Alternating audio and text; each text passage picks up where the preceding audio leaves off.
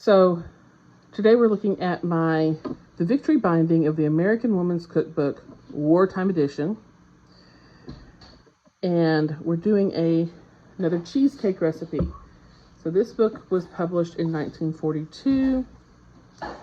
And in the beginning, it has a dedication to General Douglas MacArthur.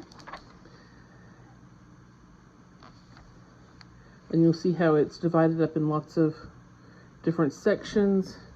It's got some lovely tabs to kind of help find everything. And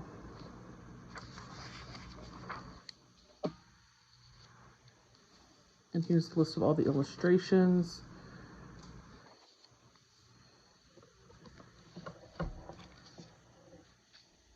But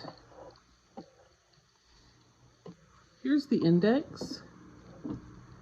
And then after the index, we have a small section on wartime cookery. But what we're doing today is a cake. Where would the cakes be? Cakes of a cheesecake.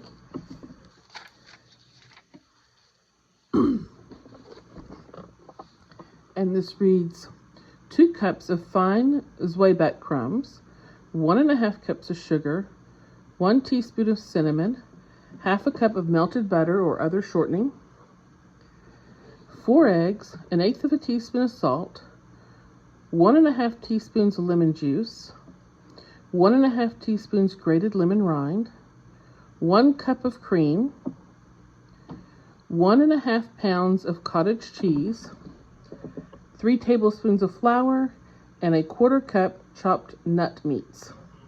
So I had difficulty finding any Zwieback cookies, or I've got a recipe for them that I might try later in another cookbook. But doing some research, it seems that I can use Melba toast as a substitute. I actually ended up doing like half Melba toast and half Biscoff cookies because my entire package of Melba toast was not big enough. And for the 1 cup of cream, I did use my powdered cream and pre-mixed it. And the recipe reads, mix Zwieback with 1/2 cup of sugar, cinnamon and butter or shortening. Set aside 3/4 cup to sprinkle over top. Press remainder of crumbs into 9-inch springform pan, lining bottom and sides. Beat eggs with remaining 1 cup of sugar until light. Add salt, lemon juice, and rind, cream, cheese, and flour. Beat thoroughly and strain through a fine sieve. Pour into a lined pan, sprinkle with remaining crumbs and nut meat. Bake in moderate oven, 350 degrees, about 1 hour until center is firm. Turn off heat, open oven door, let stand in oven for 1 hour until cooled. Serves 10 to 12. So here we go. So as I mentioned, I couldn't get Zwieback, so I did half Melba toast and half Biscoff cookies with some cinnamon and 1/2 cup of the sugar, and mix that together before adding in, I missed a Melba toast. Get that blended up and added. It didn't add much, did it? Anyway, and then add the melted butter and mix it until it is all nice and moist.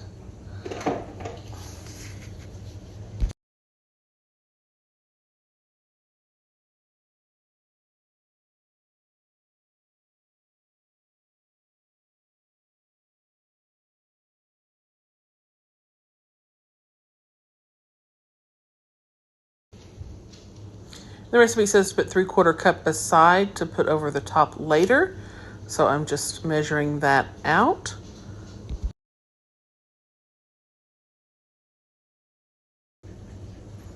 And the rest goes into my springform pan and pressed down as well as I can against the bottom and the sides.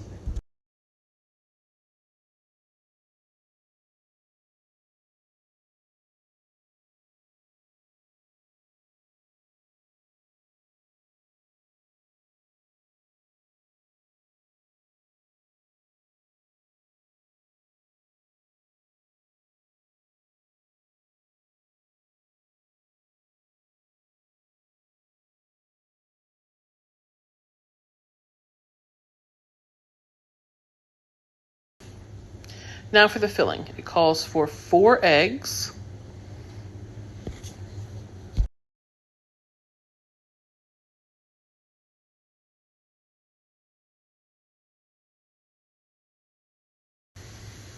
then I add the remaining 1 cup of sugar and blend until the egg and sugar mixture is a lighter yellow. So I added the grated lemon peel, lemon zest, to the mixture along with the lemon juice and that little bit of salt that it called for, and the flour, the 1.5 pounds of cottage cheese. I just used the whole tub because it was 24 ounces.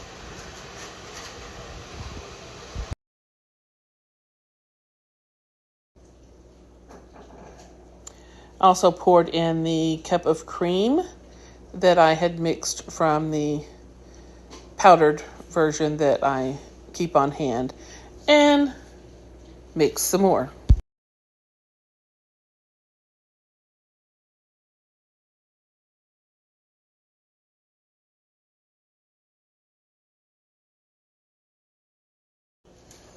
Next, it had me strain it through a sieve. This part was hard.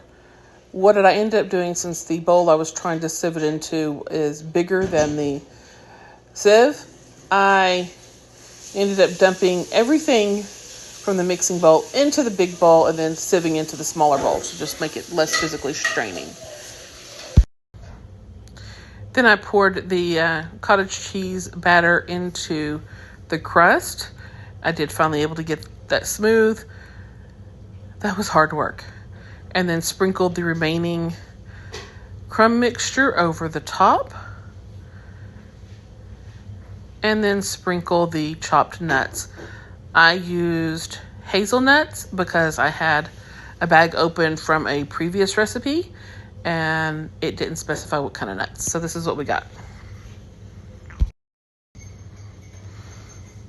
And then it went into the oven for about an hour and then sat in the oven for another hour with the door open and the oven turned off.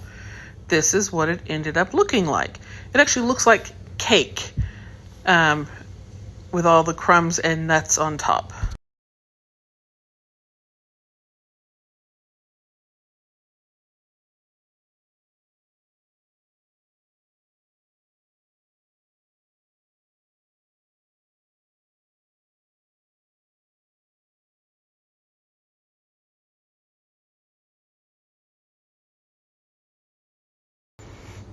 Once I cut into it, it actually looks like a traditional cheesecake. Okay. So World War II era cheesecake. Looks like cheesecake, yes? Mm-hmm. Feels like cheesecake in the mouth and tastes like cheesecake? Yep. What do you think? It's good.